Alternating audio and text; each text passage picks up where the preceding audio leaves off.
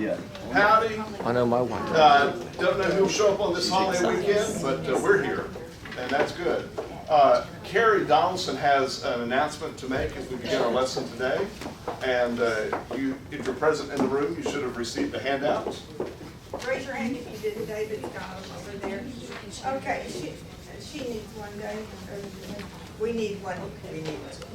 Okay, 2 weeks ago, Jolie was here. I wanted him to pronounce her last name. I love her first name, Jolie. Spelled jolly, but she pronounced it Jolie. Anyway, she called me the day before she left to go back to Uganda, which was last weekend.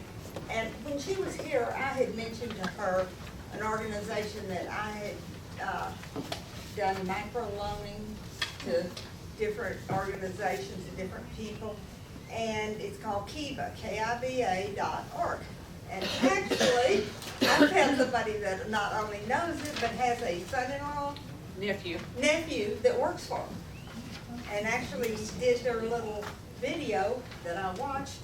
So, yeah, I found somebody that knows about it. But okay, the story is that they do, she applied and got approved for a loan. And the reason she needs the loan is when she was here in the States, they didn't have any more materials to make bags. So when she's out selling, they don't have anything to work with. And also her machines need to be upgraded. So I put her onto this and said, well, go online and look at it. Well, she did. She applied, got approved immediately, which I was sure she was. And so the way it works is that it goes into private funding. Her loan has to be funded. And it goes in what they call private funding, which means that you cannot find her page on the web by doing a search, or you can't find it on the Kiva website. She needs 16 donations. That's all it takes for it to go private. And she already has 2. And I told her that I would pass out information on how other donations could be made. The minute she gets 16, like I say, they don't look at the amount. Well, $25 is the minimum amount that you can donate. But after, they don't look to see if there's any certain total. It's just 16. And I guess this is the same way in fundraising. Whenever they go public with the fundraising funds, half the money is usually already raised. And so I think it's to make sure that the people are dedicated and that they have the support and that it is a business that people will support. So obviously it is for the Wind Africa, her business. And I've given you some information I pulled off of her the website on the first page. The second page, down at the bottom, is the big part. You know, timing is everything. It can be good or bad. Well, I knew that I told her about Kiva.org, and she came back with that she had her loan would be through KivaZip.org. I thought, okay. So it was 2 different websites. They looked pretty well the same, worked the same way. I could get in on either account with my account information. Well, it turns out that the Kiva Zip, was like a test site for an upgraded database. And I thought, well, you know, I kind of figured that. I didn't figure, though, that they were taking down the website last night and it won't be back up until Tuesday. There is a 2-week period limit on her getting this done. Now, they say that they will give the people extra time, so she should get 4 extra days, because this website won't be back up. The websites won't be back up until June the 2nd. So, what I want y'all to read this, pray about it, and see if you would like to support her to go live, and then she can be, when they go public, you'll find them on the, if you search for anybody in Uganda that is seeking funding for a loan, females, what they do, they have a very good search, because they've got probably thousands of loans. The big deal about this is you fund it with $25. When her loan is paid back, you get the $25 back in your account. In fact, you actually get parts of it as the loan is paid. It goes back in your account. You can request the money to come back to you, or you can turn around and reloan it. Put it on another, help fund another loan. And as I said, it's the only time I've ever been able to recycle money. And so, it's really been good. It's been good. So on Tuesday, no, Thursday is the second. Oh, on Thursday. Uh-huh. Okay. I'm gonna go out and I'm gonna make sure that the link, you have to have the link, and I did find my link. And I will then send you an email, or David can send it out, Yeah. okay. And also, I'm doing the same thing up in the Foundations of Faith. Great, thank you, Carrie. Thanks for Thank you. spearheading that. Well, as I said, God put this on me because when I gave her the information, I just thought, here, you can take it and you can run with it, you know, and she did. But I didn't know about the private funding, and she called me from California before she left and said, here. Wonderful. So, okay? Thank you very much. Thank you. Okay, welcome everyone, and if you missed the announcement, we're celebrating Miriam's birthday tomorrow, and we have treats over here from her daughter. Miriam, happy birthday to you. Let's sing happy birthday. All right. Lead it off. You start it off, Donna. Happy birthday to you. Happy birthday to you. Happy birthday, dear Miriam. Happy birthday to you. Thank you so much. We're excited to celebrate with you. Good 92 years. Yes, a good 92 years, right? Yeah. George, please come to Sunday school. You might learn something. Well, Mark, I was just on the celebrity watch. And, I thought I'd come to see you, because, my goodness, he's all over the internet, isn't he? Unbelievable. We were just singing happy birthday to Miriam, who's turning 92 tomorrow. Miriam, wow, how about that? That's Good for you. How about Yeah, yours? good for me. All right. Yeah. I noticed that this is a similar pattern to church, where there are plenty of seats in the front. And Well, the problem is we have this video camera, and people don't want to be captured, except the brave, I see. Okay. right? Very good. Or the white.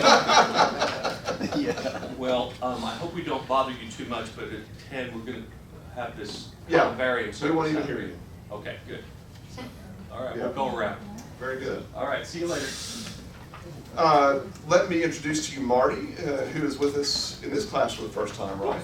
Yes. Has been journeying through the Wilshire Welcome and several other I'm things. trying to get her to come to this. You come to this class. They told No me pressure. I had to visit. You got to at least visit, right? So I'm Yeah. doing what I was told. It's like going to Los Angeles, you got to go to Disney. Right. But I can be persuaded. Okay. Come with Be some a treats. food. And let me introduce you Max and Lydia Tucker, who have been visiting around classes all over the church, looking for a right fit. And we actually knew each other previously when our sons were in band together at Lake Highlands. And so we got some other Lake Highlands band later folks here as well. So. Your son's band was on TV. Oh, yeah, the 1 o'clock lab band was on TV. Did you see Garrett sleeping in the background? Yes, Oh, he got razzed so hard by his friends, you know. Well, I mean, they were 2 weeks in Australia on a different time zone, in his defense, came back and immediately went to the recording studio to record this year's album. And it was just all day, every day. And I guess they happened to be in there filming this feature spot when he wasn't, you know, doing anything. Here he is in the back. It's the last shot on the clip. It's very funny. Very, very funny. Prayer concerns otherwise that you, or praises you'd share with us today before we get to the lesson? Grateful praise. 15 weeks after breaking my kneecap into 4 pieces, I returned to work on Thursday. Very good. You're doing great. Holly? I'm good, praise, thank everybody for praying for my daughter Cheryl, who had surgery last Monday, and the greatest part of it is no cancer. Wonderful. Yay. We're thankful for Great. that. Kathy? Kind of a praise for us for our daughter too, Erin, who finally has a diagnosis after a considerable bit of testing on her heart. And so things aren't as bad as they could be. They're not completely benign, but we think that her heart arrhythmia can be treated medically. So that's much better than being in the world of pacemaker or Yeah. ablation or something. Fantastic. Someone else? Anyone else? Trying to think if I know news from anyone this week.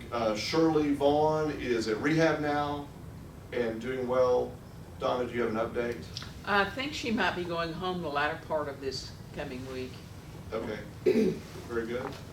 I've seen Brandy in worship a few times. I have an update there. Okay, The baby is not adjusting well. Well, you know, they had sleeping problems where she wasn't sleeping through the night.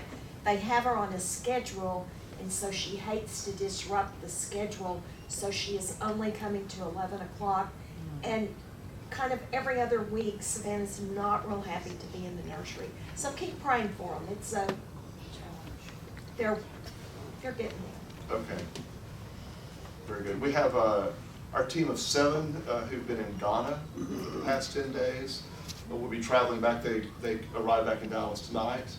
Do remember them. If you'd like to learn more about their trip, some of them will be talking at the Wednesday noon program this week in Community Hall. And then the following Wednesday, what's that, the 9th? 8th? Yeah, the 8th. They'll be doing a presentation, I think here in this room, probably at 6:30. If you'd like to hear more about the work in Ghana and the basketball stuff there. What's Julie, the- and what- then Donna? Oh, I was gonna say, what's the update about your article? Oh my, I've grown weary of talking about myself. But you'll do it one more time. One more time. At the end of the week, we were up to 800,000 page views. I have now corresponded with more than 400 people in the last 2 weeks who've written to me, and I've written them back, or they've called, or I've called them back. I've learned a ton. I've got a follow-up column on that issue that should be published tomorrow that I'll make sure you see as well. I've heard some heartbreaking stories. The most common thing people have said is, I can't believe the Baptist pastor wrote this. We talked about that last week. But then people will often go on and tell me their own story.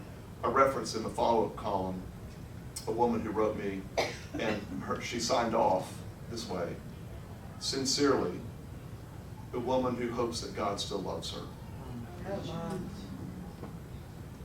That's who I've been hearing from.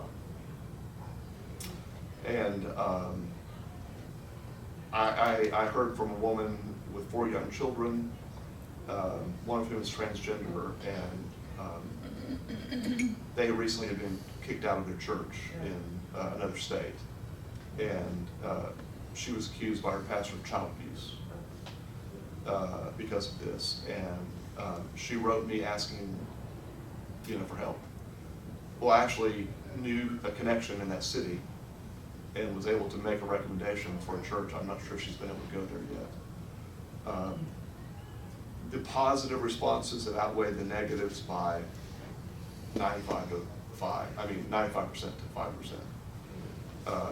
There have been a few negatives. They usually begin with, "Don't you even read the Bible?" But 97% positive. I'm embarrassed.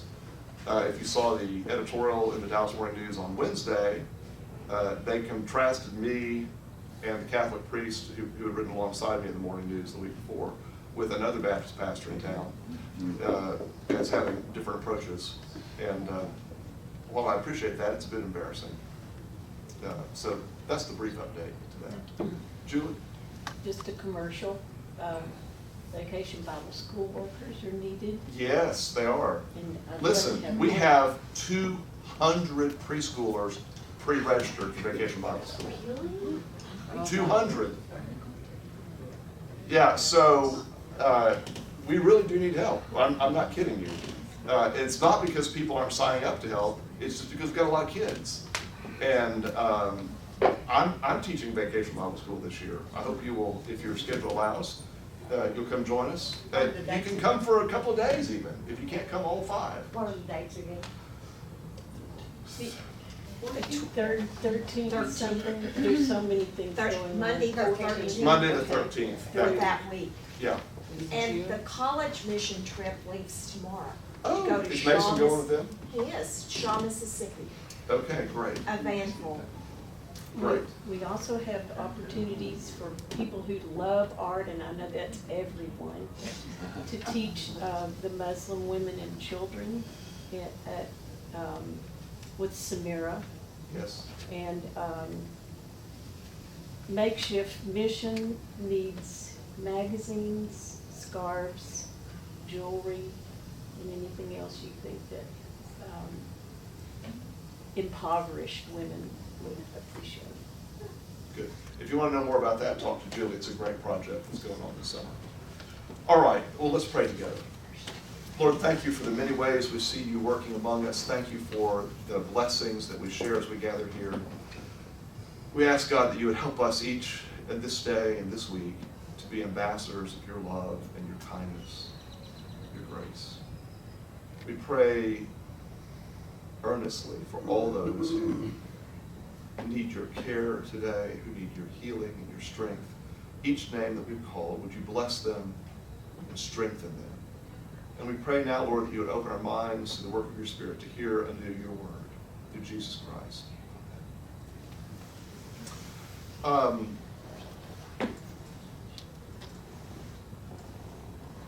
Do pay attention to the tapestry in particular. We continue to have a lot of deaths, and a lot of folks in the congregation affected by, it's just one of those seasons of life. Ironically, we're having a lot of births as well.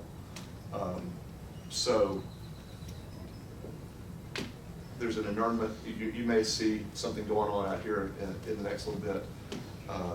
Ed and Linda Francis, who journeyed with us through our last book, and usually sat right over here. Ed's mother, Nadine Francis, they're inurning her this morning. And you may not understand that Garrett Vickery and their Cameron are related in this. Garrett's mother is a sister to Ed Francis, in case you didn't understand that. Oh, speaking of Garrett, he and his church has a good write-up in the New Common Call. Yes, the Common Call magazine out here features Woodland Baptist Church. Yeah.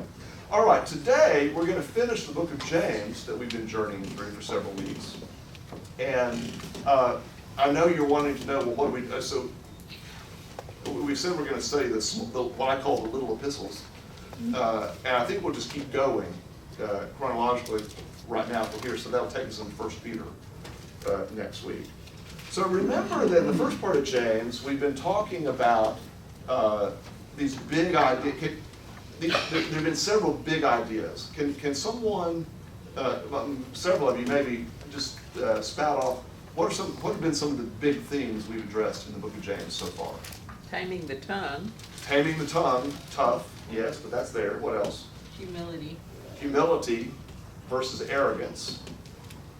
What else? Being versus doing. Yes. Be doers of the word and not hearers only. Anything else? So last week we dealt with all this stuff at the end of chapter 4, the first part of chapter 5. There was three things about, three illustrations about arrogance and humility and how to live. So all of these things that you just said sort of weave in. And the book of James has been a little bit, so far, what not to be, more than what to be. it's both, but it's been a little on the negative side. Don't do this, right? And as we move into these last verses, we get more of an admonition as to what to be, as Shakespeare would say, right? So we're going to begin in chapter 5, verse 7. Would someone like to read for us chapter 5, verse 7 through 12? 7 through 12. Anyone? Please. Okay. Mark. Be patient, therefore, brethren, unto the coming of the Lord. Behold, the husbandman waiteth for the precious fruit of the earth, and hath long patience for it, until he receive the early and latter rain. Be ye also patient, establish your hearts, for the coming of the Lord draweth nigh. Grudge not one against another, brethren, lest ye be condemned. Behold, the judge standeth before the door. Drive on. Keep going. Take my brethren, the prophets, that have spoken in my name, have spoken in the name of the Lord, for an example of suffering, affliction, and of patience. Behold, we count them happy which endure. Ye have heard the patience of Job, and have seen the end of the Lord, that the Lord is very pitiful, and of tender mercy. But above all things, my brethren, swear not, neither by heaven, neither the earth, neither by any other man, but let your yea be yea, and your nay be nay, lest you fall into condemning. Okay, let's stop right there for now. So one of the things I want you to be attuned to as we walk through these verses today is you're going to hear in these verses more little snippets that you may know as conventional wisdom out there. Like, let your yes be yes and your no be no. There are several lines out of this part of James that are really well worn with us. And I'd like you to sort of flag us whenever we get to that and point that out. But then also, let's talk about what the cultural spin of that is versus what we think James is actually saying there. So we begin in verse 7 with James calling for patience. Now, again, you've got to keep this in the context of what just was said before this. We were hearing from James about arrogance and the need for humility and the need for treating workers right, and all of these things, not judging another, not boasting about tomorrow. And then he turns it and says, be patient, therefore. Be patient, therefore, until the coming of the Lord. Now remember, from our very first week of talking about the book of James, we said that either the book of James was one of the earliest writings from the New Testament, or it's one of the latest. There's an interesting case to be made for it being one of the earliest writings in the New Testament, because there are things that occur here in small form that are actually fleshed out a little bit more in the Gospels. Now stop and think about this for a minute, because remember that the Gospels were not written until 30, 40, 50 years after Jesus. And if James were written like Paul's letters to the churches, or in this case to the diaspora, before the Gospels were written, then it's possible that the Gospel writers could have taken material from James and fleshed it out more. Still might have a common source, right? But an interesting thought as we go here. So if this is early, the line to be patient has really a double meaning to it. And even if it's later, it still has the same double meaning.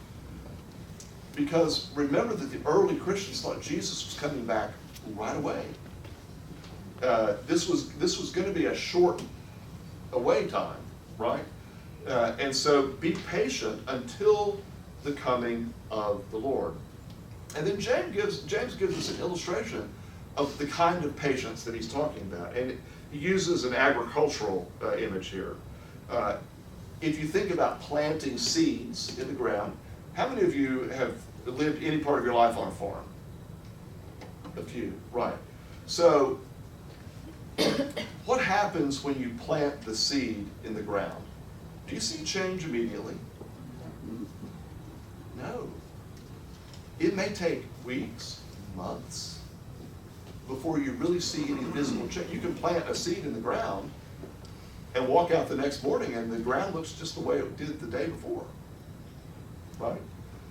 And the image James is trying to give us here is of the patient farmer who trusts that because he or she has planted a seed in the ground, it will come to fruition, even when you don't see any visible evidence of that.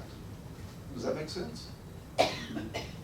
So what are some applications of that for us in life? Someone? How can we learn about being patient in the same way? Going to school, you sit there for years, and all of a sudden, and it doesn't make any sense, and one day, 20 years later, you go, oh, okay, history does pertain to me. I think that's true, yes. Someone else? Answered prayer. God's watch is just not the same as ours, Yeah. so we have to be patient. I think this has to do with raising children. Right. Particularly adult children, because that's slower. Then, when they're little, you can see those changes pretty quickly, but. You've got to trust that the seed you planted will in time bear good fruit. And sometimes it's a long, long time, and there's weeds that grow up along the way. Yeah. What else? Can you think of another illustration of where this plays out for us? I think sometimes when you are living your life and you're witnessing and you're not seeing a result from it until maybe months, years later, and somebody will come back to you and say, what you said really sunk in. And I appreciate it. And I Yeah. thought that happened, which was phenomenal. So you can't get your validation based on what happens in the immediacy of the moment. In pretty much anything, right? It's like investing in the stock market. I don't usually see it immediately. Right? Yeah. And so this is an encouragement that James is giving here. Just as the farmer is patient, he says, so you must be patient. Strengthen your hearts, for the coming of the Lord is near. What in the world do you think that means?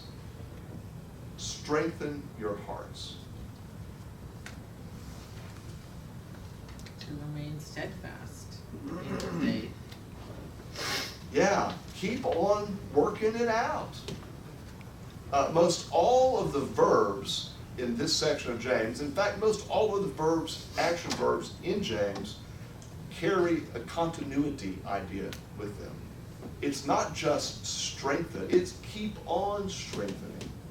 It's a command to keep on working out, keep on exercising, keep on doing the things that build to health. Be ready, I think is the idea here. Verse 9, beloved, do not grumble. There's a great word there. Do not grumble against one another, so that you may not be judged. See, the judge, capital J, is standing at the doors. Now, isn't this one of these verses that you've heard quoted ad nauseum? Right? Judge not lest ye be judged. I think it's King James, is that right? Did I quote it right? Yeah. So let's take that one apart for a minute. What does it really mean? Usually someone will throw that one up to you when they feel like you're accusing them of something they don't want to be accused of. Right? What does it really mean, though? Worry about your own sin. Okay. Not others. I think there's some truth to that. Norman? If you can't forgive, you can't be forgiven. Jesus said that. Yes.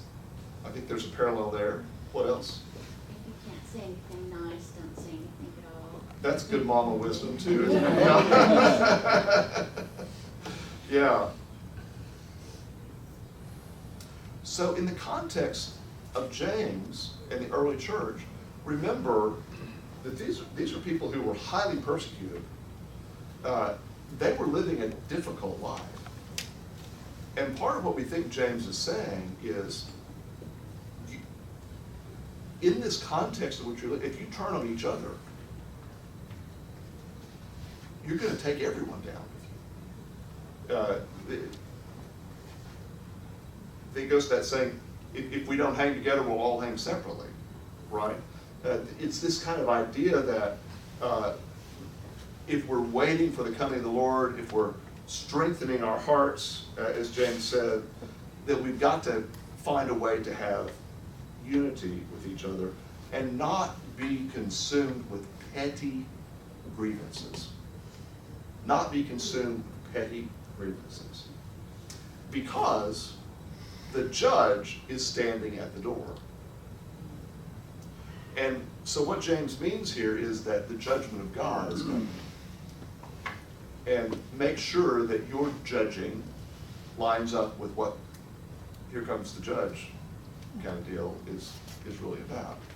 So stop and just ponder that for a moment and think about maybe examples of appropriate and inappropriate moments of judging. We've got to be discerning, right? I don't think James is saying just let everything slide, anything goes. What's the difference? Politics. Maybe your intention. Intention? Hey, where you're coming Yeah. We talked last week about when people say, I'm just going to speak the truth in love to you, which means they usually aren't. That was a passage from last week. I'm going to hit you with a truth bomb now, which usually means stand back, I don't want to hear this. You're laboring under the burden of undelivered speech. Someone else on this judging issue.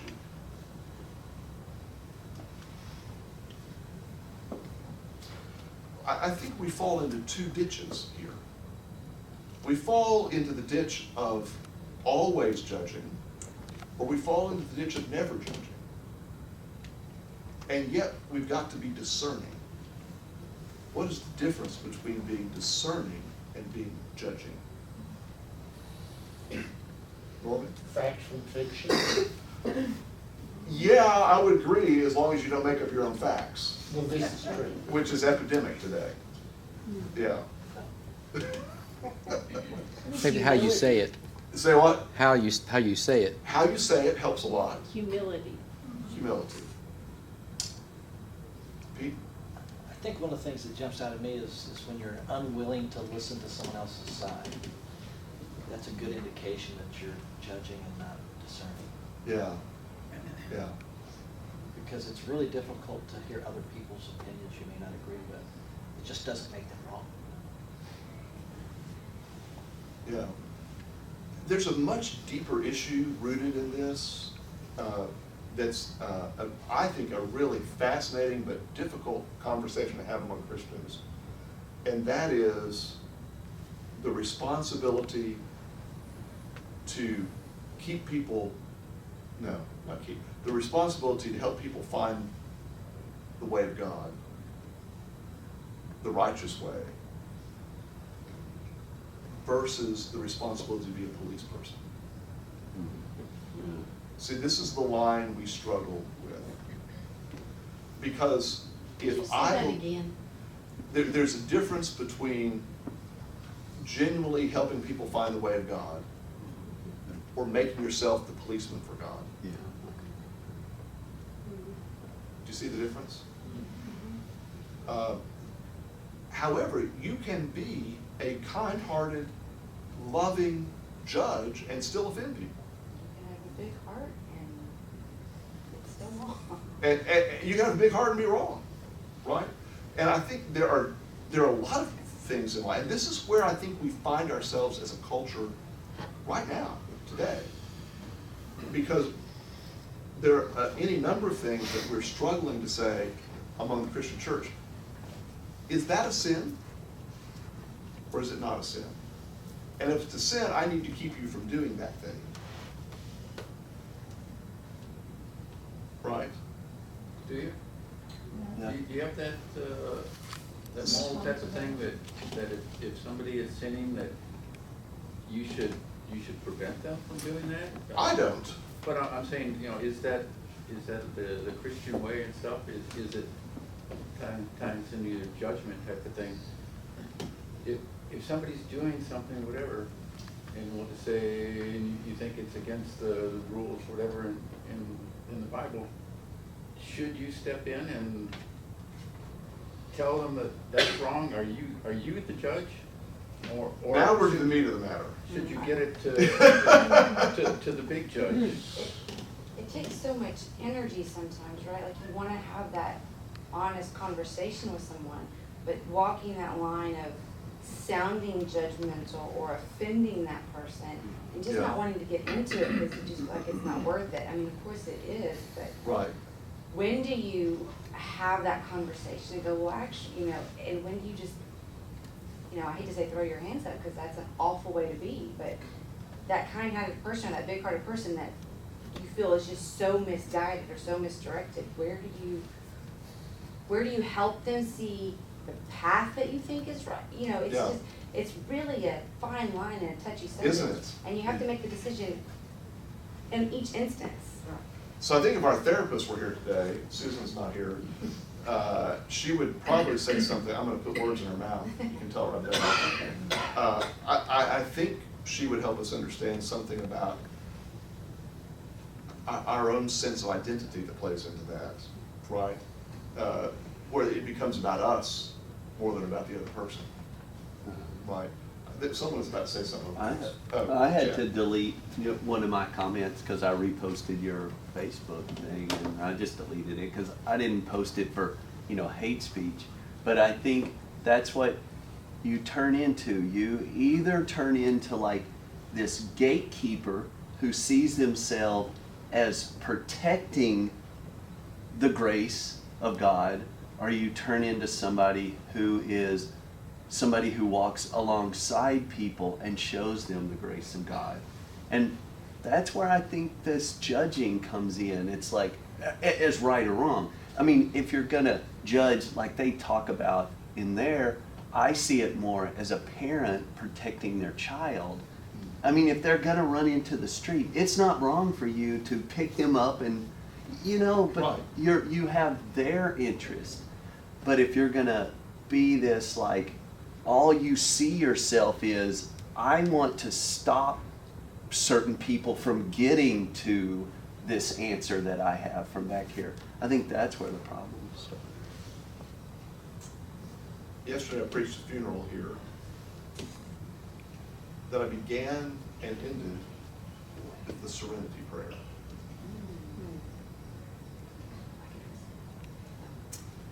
God grant me Wisdom. The wisdom. No, the wisdom to know the difference. God grant me the strength to know, oh man. Someone help me here. Yeah, I usually recite it. I'll do it real quick. I have a bracelet that has it on it. Yeah. And the wisdom to know the difference. The ability to accept the things that I can't change, to change the things I can. And the wisdom to know the difference. Right. And I think there's hope. There's so much gospel truth in that, right?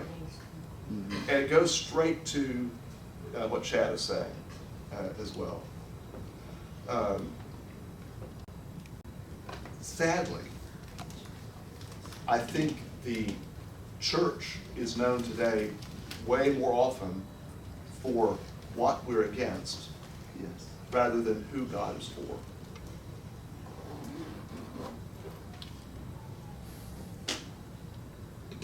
All right, let's move on. Verse 10, as an example of suffering and patience, beloved, take the prophets who spoke in the name of the Lord. Indeed, we call blessed those who showed endurance. You've heard of the endurance of Job, and you've seen the purpose of the Lord, how the Lord is compassionate and merciful.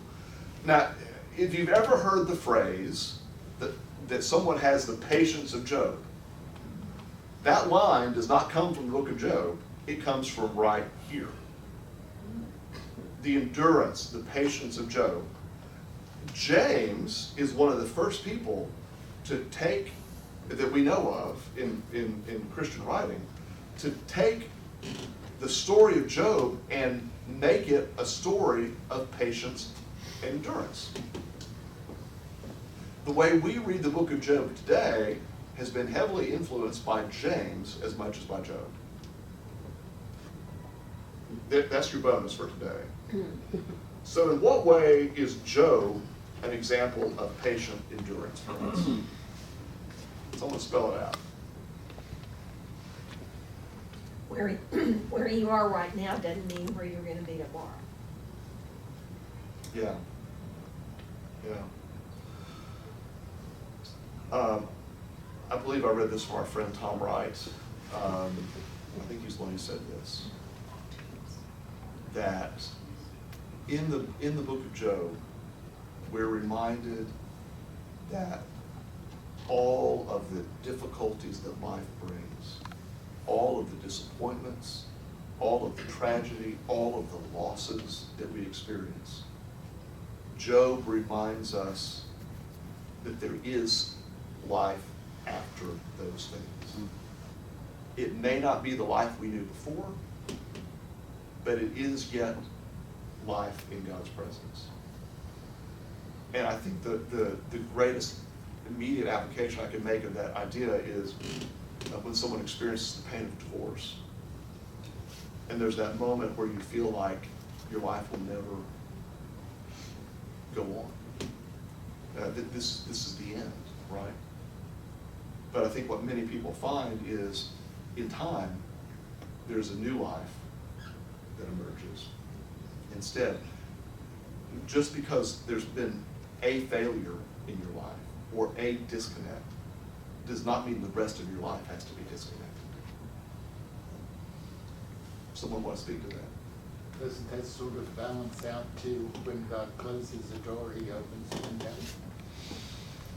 Yeah, which someone who's going through pain doesn't want to hear at the moment. Yeah. Right? You have to be careful when you say that. Yeah, that's like the line you hear that I won't say. If it brings you to, it'll bring you through. Like, no one wants to hear that in the midst of Right. despair, tragedy, or depression. Right. Someone else on this thought? Johnny? NIV kind of disagrees with the terminology. Yes, what is it? The term that my translation uses is perseverance. And then in the study notes, it says not patient, because Job was not patient, but he persevered. Yeah, and so NRSV translates endurance. Yeah. And I think that these two give you a better idea here. And here's a case where, does King James say patience? Does anyone have King James? You can look at. I think it does. It's steadfast. In our culture, we've used the phrase the patience of Job. But I think Johnny makes a great point here. What James really says is the steadfastness, the endurance, the staying power, to go back to George's sermon from 2 weeks ago, the staying power of Job, not giving in despite all that happened to him, right? I think when I read that, it's not just endurance of patience, it's the endurance in his faith. That's the part that he never gives up on. It's his faith that carries him through. Doesn't matter whatever happens, stuff like that. That's his endurance. That's what he's relying on. And that's what carries him through. I would say it's really endurance, but it's endurance in his faith more than just, I'm strong, I'm this, whatever. It's the faith part. So take that back to the farmer who plants the seed. See the idea here? It comes back around. It's the same type of faith that plants a seed in the ground and believes that a plant will sprout up in due season. Yeah. King James does use the word patience. Patience. So that's where we get the phrase, the patience of Job. But it really, patience is not the best word. I will not go on my rant about the King James Bible again. Save that for another day.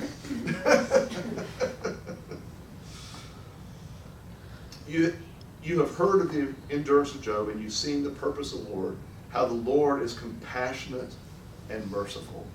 Isn't this where we get tender mercies also? Did you still have King James up? I can get it back real quick. I didn't keep it. Sorry, very that's long. verse 11. Behold, we count, King James, behold, we count them happy which endure.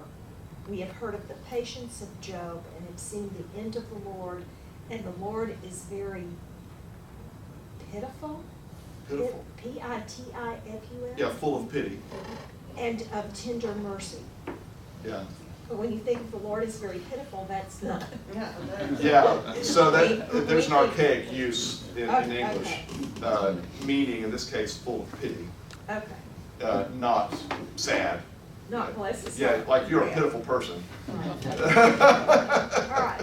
right. Right. How do you connect these two dots here? This is one sentence. The endurance of Job and the compassion, the merciful compassion, tender mercies of the Lord. How do these things connect? Don't everyone speak at once. Well, I think after all those bad things happened to Job, all his friends tried to talk him out of trusting God, believing God. Yeah. You know, God wasn't worth his time, he needed to turn his back. So Job stayed. Job thought there was something to stay for. Because, not because of who Job was, but because of who God is. Do you see the difference? Because we know the character of God, we can endure. I think there's a theme in when you work with your kids or you're trying to teach them about maturity, or grit, is the word that's out now. There's a theme in that that you need to get across to them, and it's a delayed gratification. And a sign of maturity is somebody who has that delayed gratification. And I think that's a theme that you see in all of this. And then Job's a perfect example. It's like, and it fills in with the part you were just talking about, where he didn't, in today's society, we just all have that microwave of, you just have to have it right now. Yeah. And a sign of maturity is the ability that when something happens, it's the reaction time that shows your maturity that it takes. When somebody just punches you in the, in life, if you just snap, that's where you can see almost this immaturity, but it's the delayed gratification, the ability to delay things out. And I think that's what Job had, that ability to delay it out. Even when his friends were coming at him going, just turn right now, turn right now. Yeah. Where the world would have been, you'll feel so much better if you'll do that one thing right now. Yeah. But in the long time, you won't. Can't argue with that. Verse 12, above all, my beloved, do not swear either by heaven or by earth or by any other oath, but let your yes be yes and your no be no, so that you may not fall under condemnation. Would someone take a little journey over into Matthew and read for us Matthew 5, 34 through 37? Someone willing to do that, please? Matthew 5, 34 through 37. And there's a connection here to this word swear. Whoever gets there first, just read it out. But I say to you, do not take an oath at all, either by heaven, for it is the throne of God, or by the earth, for it is his footstool, or by Jerusalem, for it is the city of the great king. Do not take an oath by your head, for you cannot make one hair white or black. Let what you say be simply yes or no. Anything more than this comes from you. So this is the words of Jesus. And almost the exact same words appear here in James. which is sort of a cross-validation of this. Now, I think maybe when you were a kid, this verse could have gotten lorded over you, teach you not to cuss. That took more with some of us better than others. And this is another case where you're going to miss the point, right? I'm not recommending that you cuss like a sailor regularly, although sometimes it does help. That's not what this is about. This is about not speaking straight. This is about waffling. This is about being of mixed opinion. This is about talking out of both sides of your mouth. James is saying if we're going to live together in community and we're going to do the things that we need to do as the church, as the community of Christ, we've got to speak clearly with each other.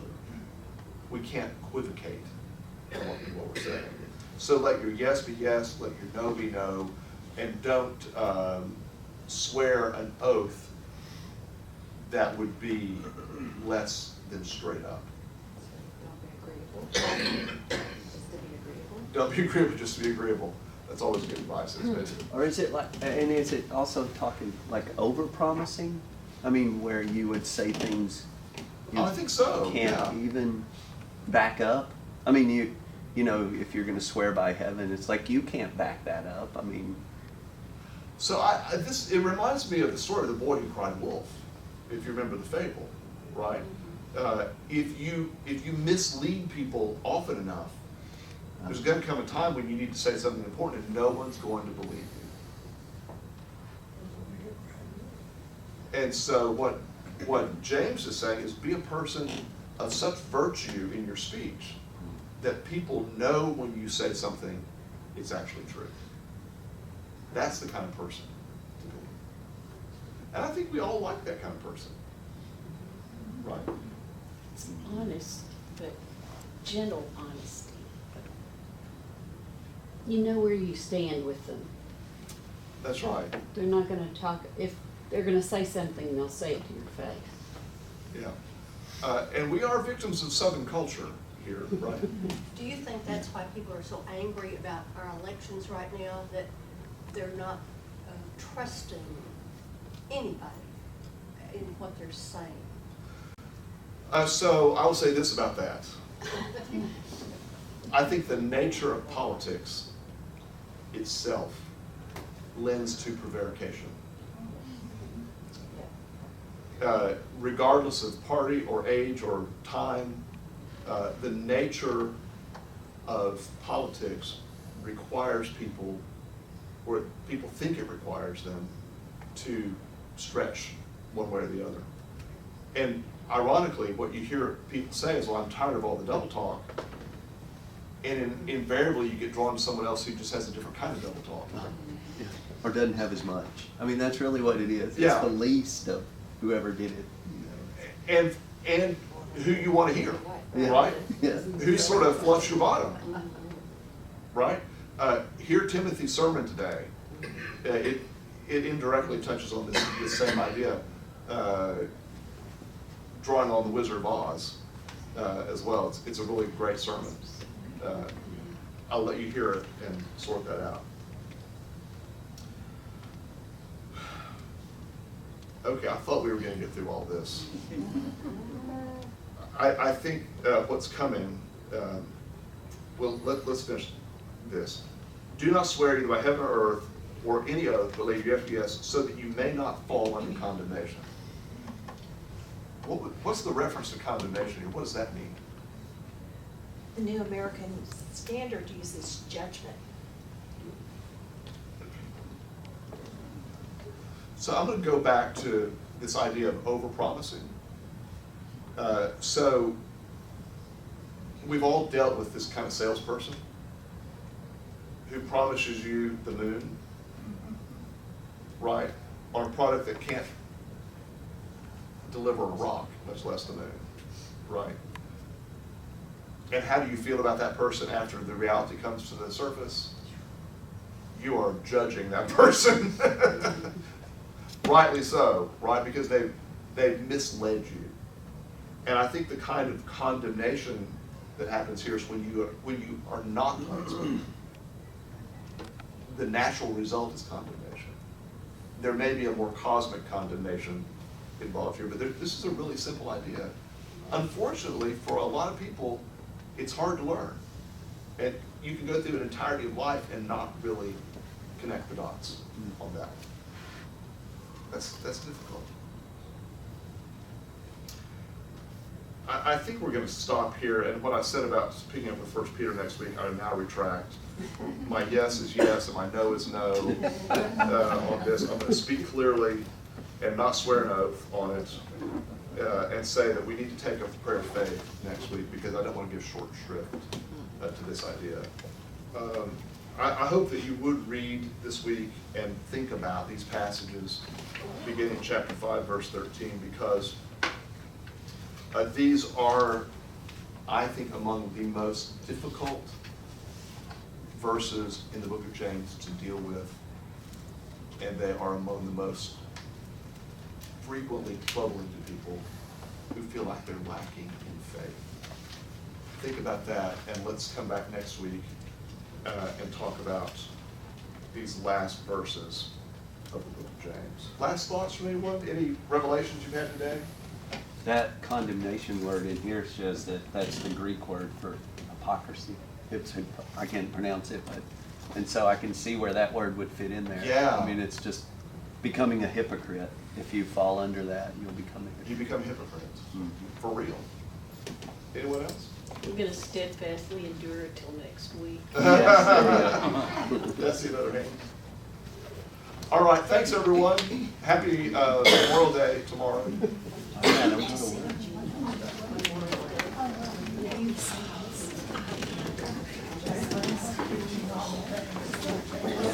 Oh, he did. But did he disagree with me anyway?